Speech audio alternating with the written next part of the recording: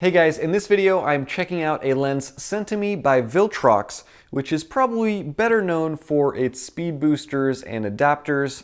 This is the first lens that I have ever reviewed from them, and this is the 85mm F1.8. It says it goes on a full frame E-mount as well as APS-C.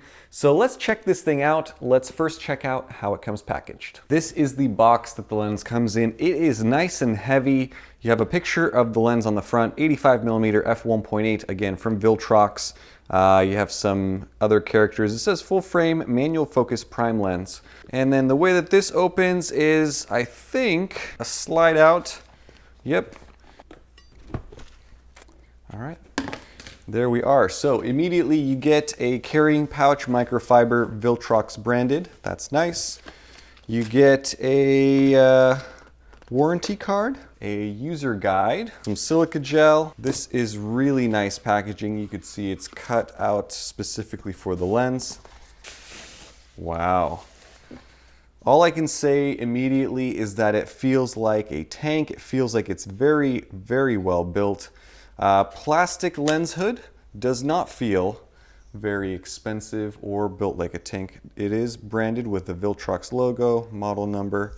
No special coating on the inside, just plastic. And here is the lens up close. The finish on this is very nice. I mean, you can see the way that it reflects colors. It reminds me a lot of just Sony branded lenses. They use kind of this glossy, semi-glossy finish.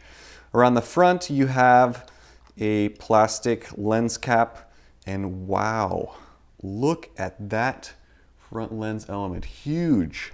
It's just a giant piece of glass. No wonder this thing weighs as much as it does. It's just metal and glass. Around the back, you do have electronic connections, which is interesting to me because this is a manual lens. And then around the side, you have some markings. So PFU RBMH 85mm f1.8. You have a focus ring. It is perfect. Wow, super duper light and smooth.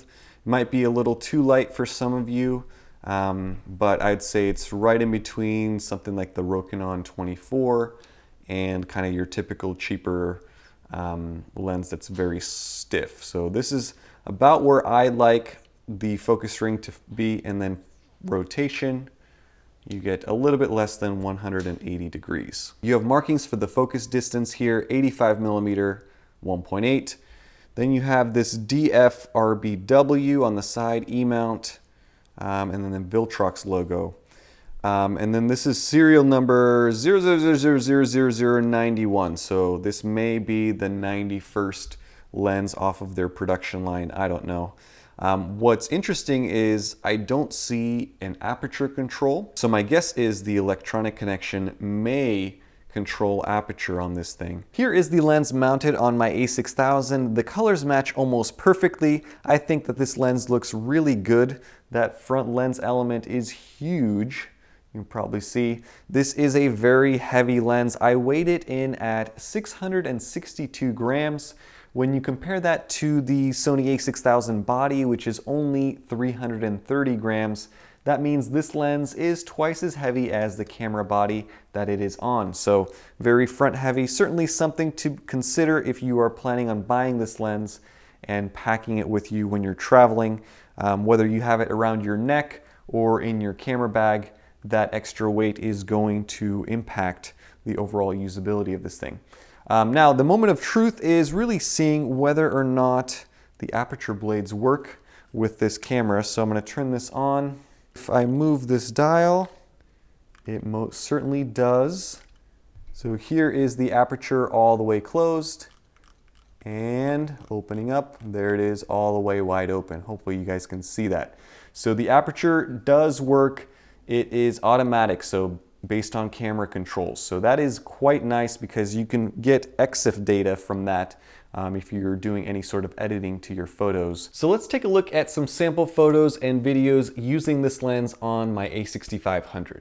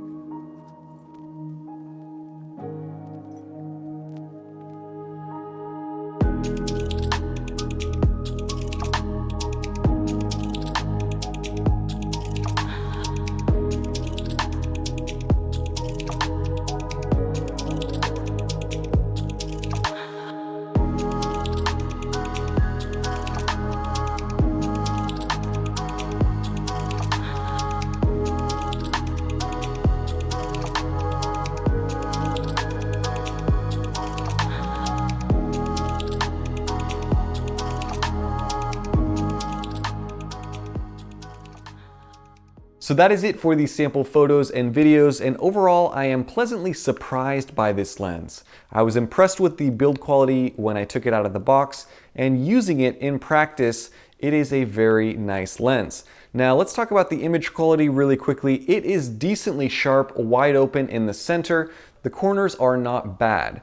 There is a little bit of chromatic aberration wide open. I say a little bit, but there's a decent amount of chromatic aberration, especially in the corners if you're shooting up into a backlight. That's something that does seem to fix itself as you stop the lens down to about f2.8 and beyond, but something to be aware of for those of you who shoot lenses wide open. Flaring is an issue on this lens. You probably noticed it several times in these sample photos and videos.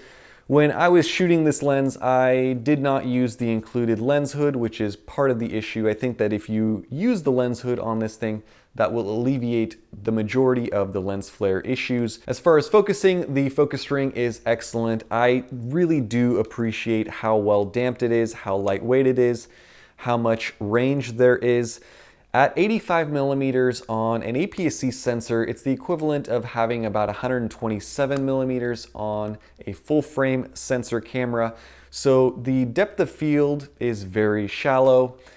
So it's not the easiest thing in the world to nail everything as far as focus is concerned. My one issue and one of the complaints I have about this lens is that there seems to be a little bit of dead space when you're shifting from focusing in one direction to the other direction. So there's kind of like a buffer zone. I don't know why a lens manufacturer would do something like that on a lens. It's pretty annoying because when I try to focus, I typically will program my C1 button to zoom into focus. I select where I want my box to be, I punch in, and then I try to nail focus before taking the shot.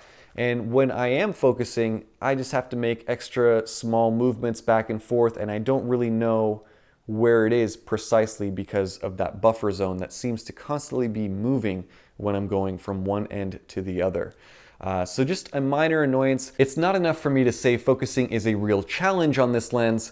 It's just going to take you a little bit more time than what you're typically used to with a manual focus lens. Once you do nail down focus, there is quite a bit of subject separation very nice and creamy background blur bokeh, and the images look nice and sharp. This is a great portrait lens, really nothing to complain about. Now, I would not recommend this thing for video because even though I used it on my A6500, which has in-body stabilization, it's not exactly steady when you're walking around. Now, you can stay put and do some pans and tilts if you keep your hands nice and steady, but that is about it. Two final points I want to mention about this thing. Number one is the biggest complaint I have about this lens is there seems to be some sort of interference with the electronic controls for the aperture and my camera body. Now, what happened is I noticed on occasion when I was using this lens on my A6000, I'd turn the camera off, then turn it back on a couple minutes later, a couple seconds later,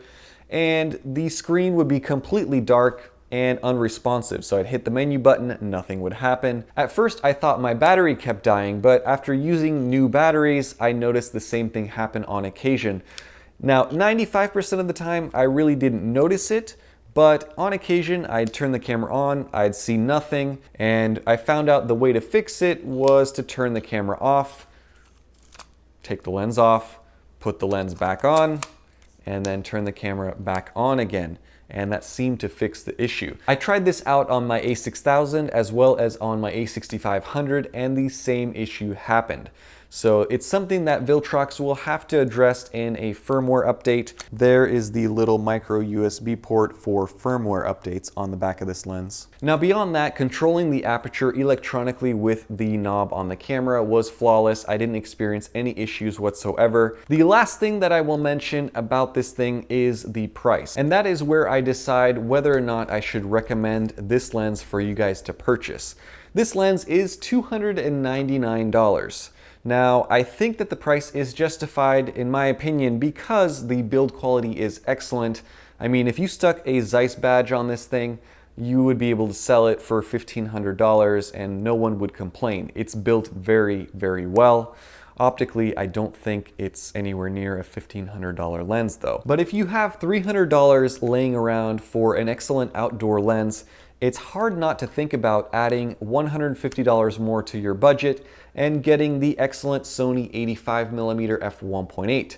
It's a smaller lens, lighter weight, it's also sharper in the center and the corners, and it has full autofocus capabilities. It's also a full frame lens just like this thing is. The other excellent and in my opinion even better option is the brand new Sigma 56 F1.4, which is sharper than this. It has autofocus. It's a quick and accurate autofocus, excellent colors. That lens is simply amazing, small and compact and lightweight. In my opinion, that is still the best way to spend $450 on a portrait lens. Now, if $300 is all that you have and you really do need a portrait lens, certainly check this thing out. I was very impressed with it. As always, I will post a link down to Amazon below. Let me know what you guys think about this lens down in the comments. Always interested in reading your thoughts and opinions. That is going to be it for my review of this thing. Thank you guys for watching. Thanks for all of your likes, comments, and support. Stay tuned for more and have a nice day. Bye-bye.